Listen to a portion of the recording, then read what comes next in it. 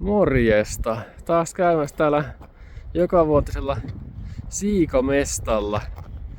Saa nähdä tuleeko nyt kalaa. Keli on ainakin ihan loistava. Täällä on nyt 8 lämmintä. Tuli ihan kuuma kun tänne käveli. Joo. No eikä lähdetä katsomaan, että onko siellä kaloja. No joo. Elikkä settinä meillä taas on tää Dipper Chirp Plus 2. Uusin on vissiin 4, mutta en tiedä. En oo sitä jaksanut päivittää. Eiköhän tällä 2:llakin pärjää ihan hyvin. Ja puhelin on tosiaan tässä jalka tämmöisessä telineessä. Ja multa kysytään jatkuvasti, että mikä, tai oikeastaan joka videossa, että mikä tämä niinku on tää jalkateline. Niin tämähän on oikeasti käsivarsiteline. Siinä on vaan jatkettu tämä nauha tähän, tai tarranauha. Se on vaan jatkettu. Joo, sekin on selvä. Sitten GoPro 11 mulla on puvaamassa.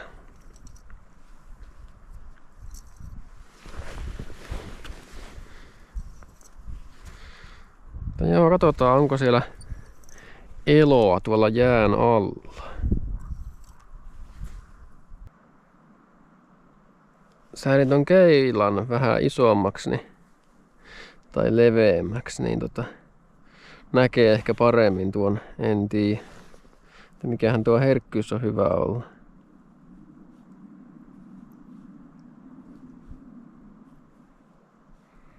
No, yleensä pitänyt jotain 70 herkkyytenä. No nyt on 79, niin kokeillaan tommosta. Tuo herkkyys riippuu ihan niinku syvyydestä, että millä syvyydellä pilkkii. Että mitä kannattaa käyttää. Että jos on oikein matalaa, niin kannattaa olla aika pienellä herkkystä, saa jotain selvää, kun tuonne tulee tommoista jään takia tommoista kaikkea virhettä tonne ylös. Joo, eli mä näen tuota pohjasta nyt 3,5 metriä, mutta täällä ei ole mitään kalaa.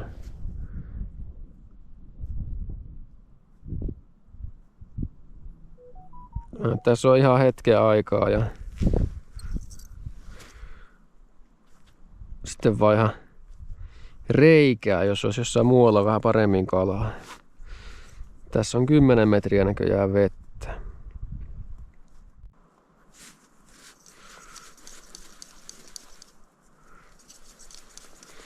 Joo, ei minkään näköistä eloa täällä on ollut vielä.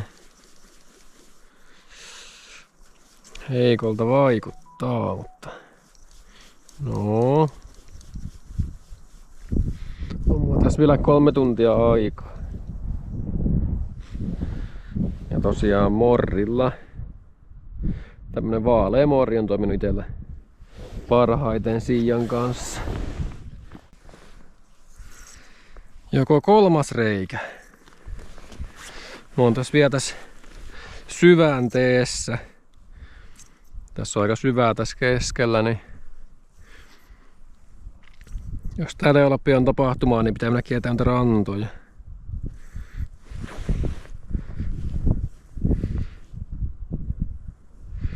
Sieltä vaan sen kalan löytäminen on huomattavasti haastavampaa.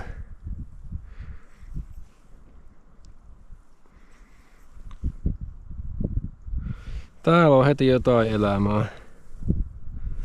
Mikäs siellä on? Vaikuttaa siialta. Kävi uudestaankin.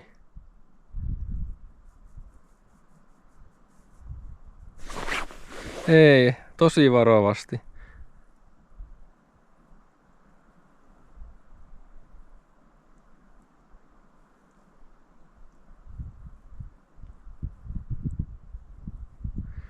Taitaa olla ahve.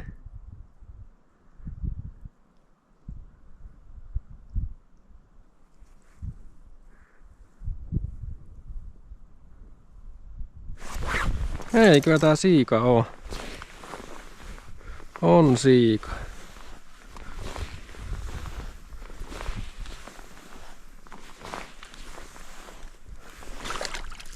Joo, ihan hyvä kokoinen.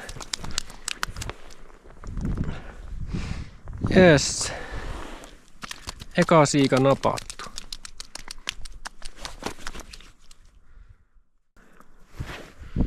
No siellähän näkyy heti joku kala. Joo, eli jouduin vaihtaa tänne punaisen toisen vavaan, kun loppu siima tosta kesken, oli niin pahasti kierteellä. En mä tohon vaihtanutkaan moneen vuoteen siimoja. Niin. No nyt on sitten. Tuli tästä punaisesta siimasta mieleen semmonen, että jos joku muistaa, niin Kajun Red Lightning, semmonen siima tuossa 2000-luvun alussa. Se oli ihan järkyttävän tujua. Se oli punaista siimaa, niin kuin tämä tämmöstä. Ihan järkyttävän kestävää siimaa. Siis mä vedin sillä joskus niinku tukin, ei se nyt mikään hirveä iso tukki ollut, mutta vedin semmosen järven pohjasta. Siis ei saanut siimaa poikki niinku ei millään.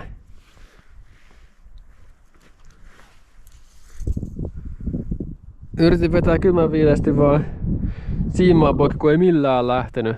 Ja oli joku professori tai joku sillä kiinni. Ei mennyt poikki, se piti kestää joku 7 kiloa tai jotain siimaa, mutta se kesti ihan järkyttävästi enemmän. Tukki nousee pohjasta, niin ei se nyt ihan niinku heikkoa siimaa oo. Siihen hintaan mitä silloin sai, niin se oli kyllä ihan parasta siimaa. Mutta eihän sitä olisi ollut saatavilla varmaan 20 vuoteen enää. Ja jos mä nyt oikein muistan, niin se oli Erälehen testiskin joskus silloin aikanaan. Mutta siitähän on tosi kauan aikaa jo. Mutta joo, yritetään saada vielä vähän lisää siikoja. Ja en tosiaan huomannut kyllä mitään vaikutusta kalan ottihaluihin, että oliko tämmönen punainen siima vai semmonen kirkas. Kun nehän tuolla vees kumminkin näkyy eri lailla nämä värit, niin en usko, että sillä siima värillä on sillä lailla merkitystä. Ainakaan näistä läpikuultavissa.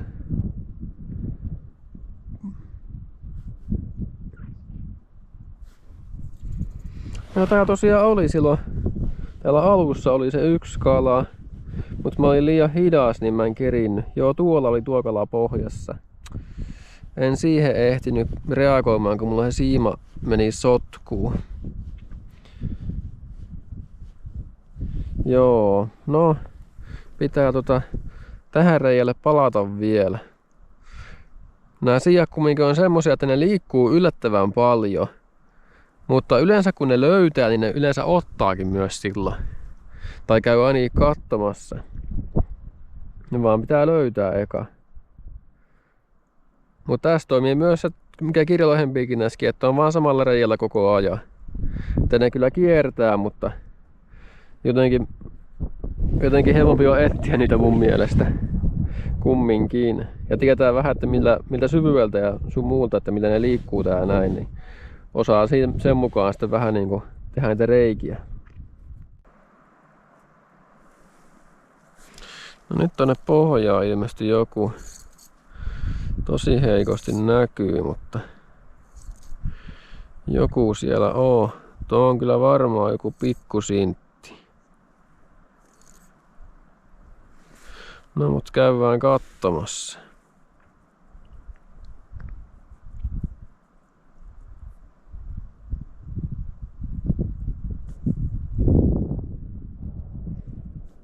Joo, tuo on varmaan ihan jotain pikkuahvenia tuolla pohjassa.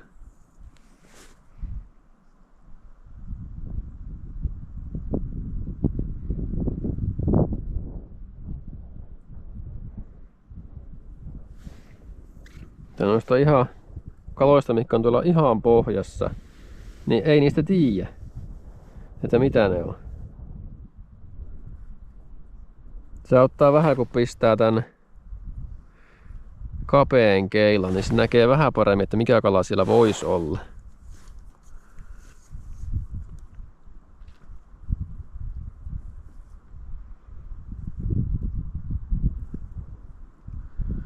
Mutta todella hankalasta on, niin kuin sanot ton perusteella, että sillä pohjassa on kuitenkin sen verran muotoa, että sinne uppoaa kuinka iso kala.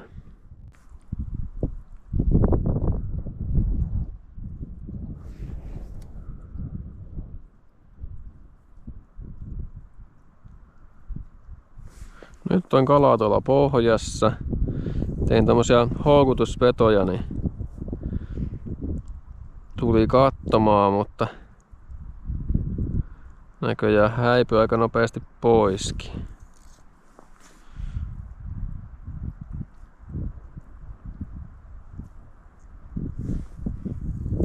Noita ihan pohjakaloja jotenkin yllättävän hankala saada ottamaan. Mutta jos väliveessä menee, niin ne ottaa kyllä yleensä aika hätkisti.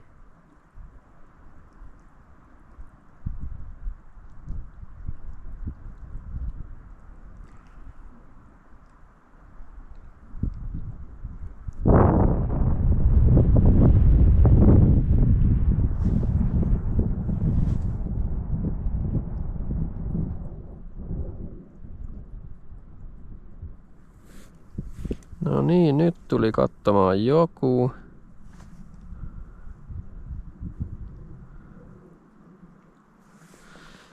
Ei oo kiinnostunut näköjään. Pohjaan menee takaisin. Heti nousee pohjasta joku. Mut mikä tää on, niin sehän kohta selviää.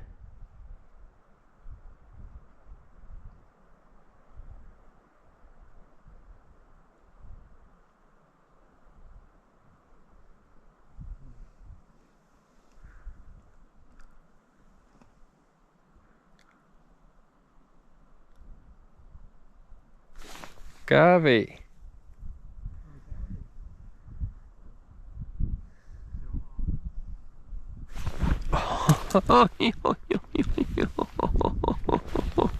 Oi, oi, oi, oi, oi, oi, sieltä tuli. Kyllä tuli.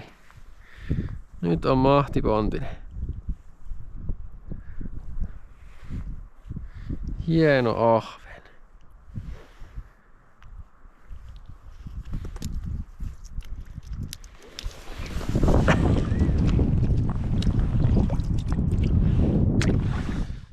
Kairana mulla on tää tuttu ja turvallinen Moran Ice Bee. Ja porakoneena mulla on Skillin tehokkain. Saan 20 Nm.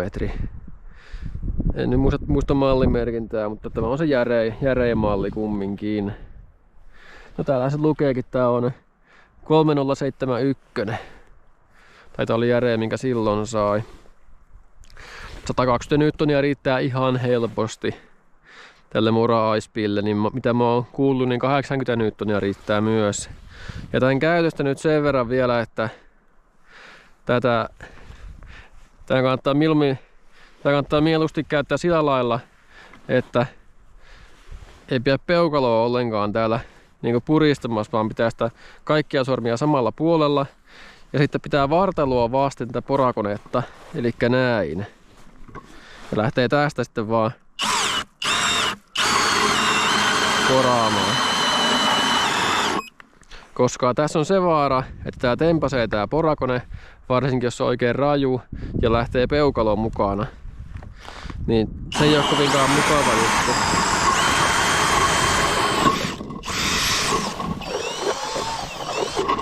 Ja tähän ei tosiaan kahvaa edes tarttis ollenkaan tätä näin, kun tekee vaan tällä lailla.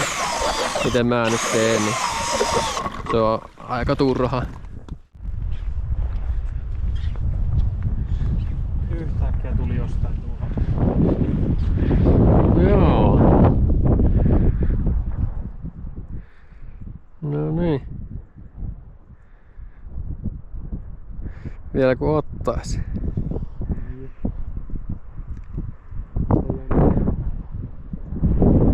Tosi lähellä on.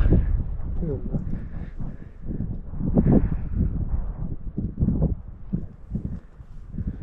Pian katoo näkymistä näin. Pohjaan päin. Mut paksu näin. Joo. Nyt se on ihan pilki alla. Joo. Tai joo, siis oli.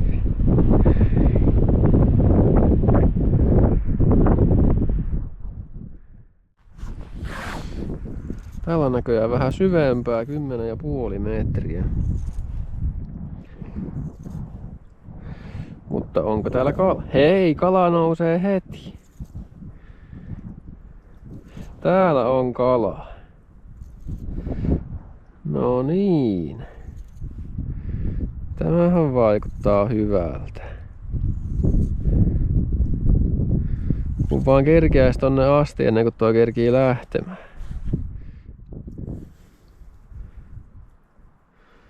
Ja totta kai se kerkisi lähtemään. Se on tuolla alapuolella.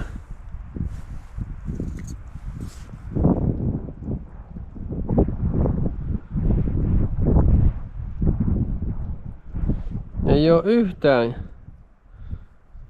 tästä morrista nyt kiinnostuneita nuo. Se on tossa ihan alapuolella. Mut se on aika kaukana, sen näkee tuosta koosta, että se ei ole suoraan alla, vaan se on sivussa. Tuolla ihan pohjassa nyt on jotakin. Oho, nyt tuli väliveteen tonne. Onko otillaa? Ei, hävis heti. En tiedä, olinko liian hidas vaan. Tää yleensä nuo kalat just niin, mikä on aika tuolla kaukanakin pohjasta, niin ne on yleensä semmosia niinku, mikä voi ottaa hyvinkin.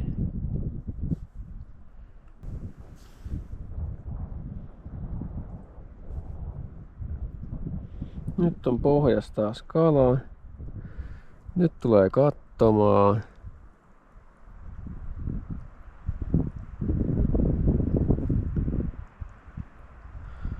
Oli siika, mutta kävi katsomassa vaan.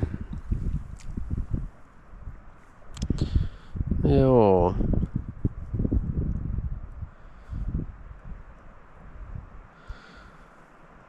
Että näköjään täällä syvällä alueella näitä kaloja on niin kuin joka paikassa. No joo, mennään katsomaan niitä rantoja. No nyt ollaan tässä rannassa.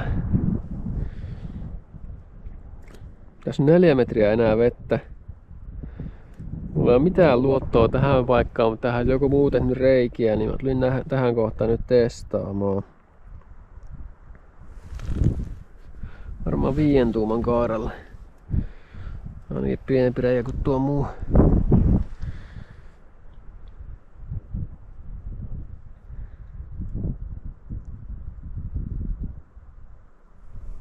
Tässä on varmaan 10 reikää aika pienellä alueella, niin tästä varmaan joku on saanut jotakin, voisi olettaa.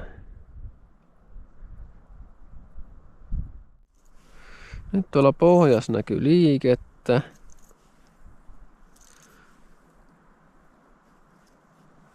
Mennään katsoa mitä siellä on. No siellähän on siika tai ahve. Joo, se oli joku pikkunen.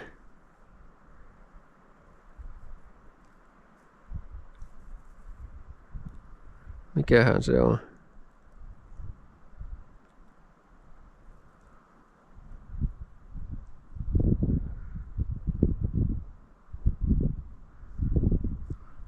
Ei se ainakaan siika ole. Tai jos on, niin erittäin pieni.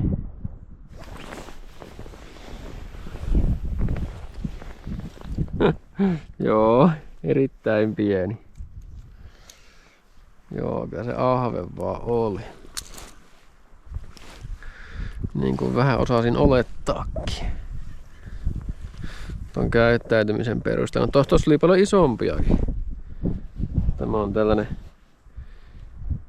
sintti.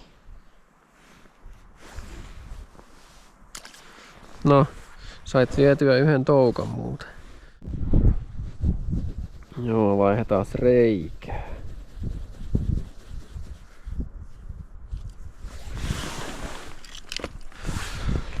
Vielä on se 1 reikäinen. Ja sitten ruokataukko.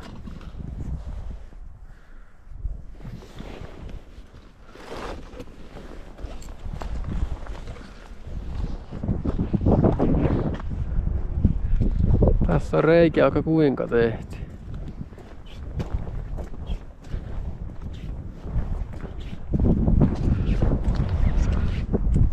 Onkohan tässä yhtään syvempää?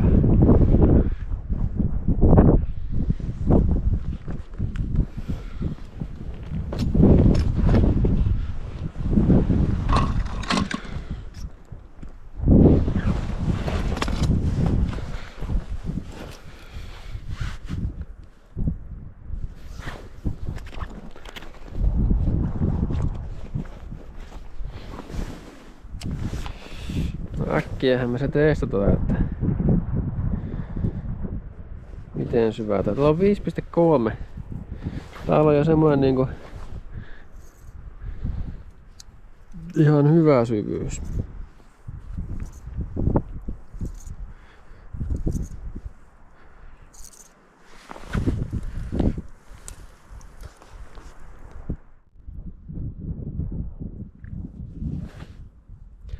Ja heti kala nousee. Mikäs sieltä nousee?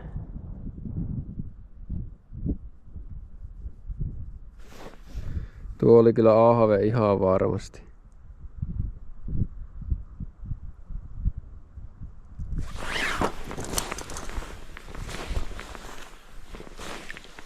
Joo. Tämä oli vähän tämmönen niinku paremman kokoinen jo.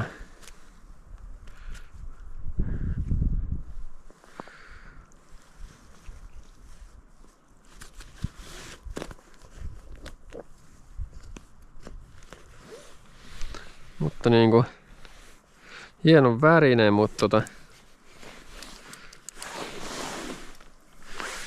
vähän turhan pieni.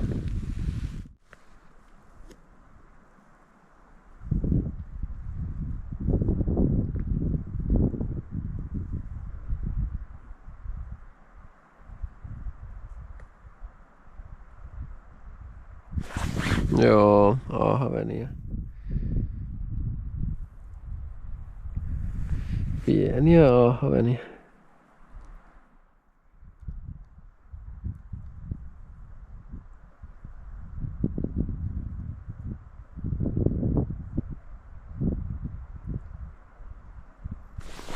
No nyt otti. Eipä näitä oikein ole hyötyä pilkkiä, kun mä näillä mitään tee. Tää on varmaan pienin kyllä tuo.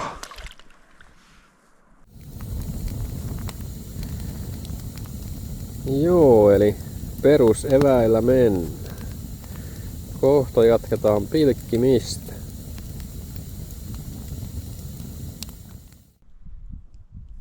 Live olisi ihan hauska kokeilla, mutta se maksaa niin paljon, että en ainakaan vielä viitinyt semmoista ottaa testiin, mutta ehkä joskus se voisi ottaa sitten. Nythän on tullut se, mikä Eagle Eye vai mikä se on se uutuus, niin sitä jotkut on käyttänyt ihan menestyksekkäästi piikkihommissa, mutta siinä oli kans jotain puutteita, en muista mitä. Mutta se oli joku reilu 1000 € se. Ja tämmöinen, mitä tämä Deeperi maksoi alle 300 €, niin on tää aika paljon halvempi. Ja tästä kyllä hyötyy huomattavasti. Ainakin justiin siian pilkinnässä. Alkaa tuo aika valitettavasti loppumaan ihan näillä näppäimillä. No niin, käydään reikiä vielä vanhoja läpi tästä. Nyt on tämmönen kokoonpano. Tämmönen joku akkalätkä ja sitten on samantyinen morri tuolla alla. Mutta on 10 senttiä tuon alapuolella.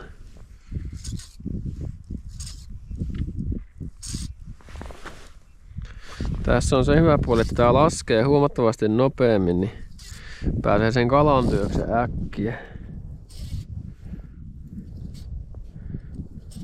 Ja tää ei kannata ihan tonne pohjaan asti laskea, kun tehdään tällä semmosia houkutteluvetoja tästä alkuun. Että saatais se kala tonne lähelle.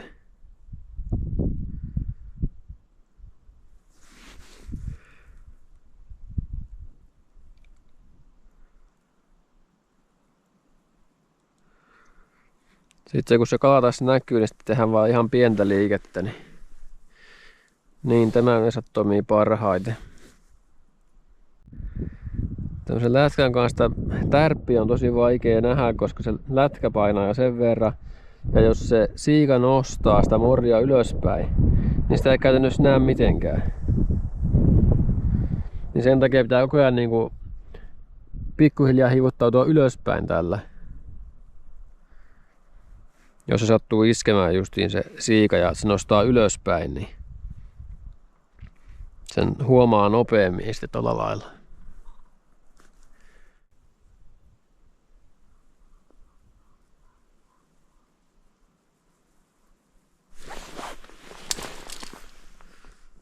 Pääs irti. Joku pikku aahaven siellä oli. Ihan selvästi.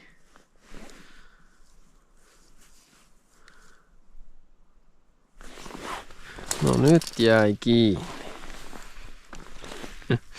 Joo. Tämmönen onneton. Onneton ahven. Ja vei toukankin. Ja siinä näkyy päivän saavutukset. Joo, no tuli sentään yksi siika, että olisi voinut mennä huonomminkin. Joo, aina sama juttu, että olisi varmaan kalaa vielä saanut, mutta aika loppu kesken. Semmoista se on. Mutta joo, eipä tällä kertaa tää enempää. Morjens!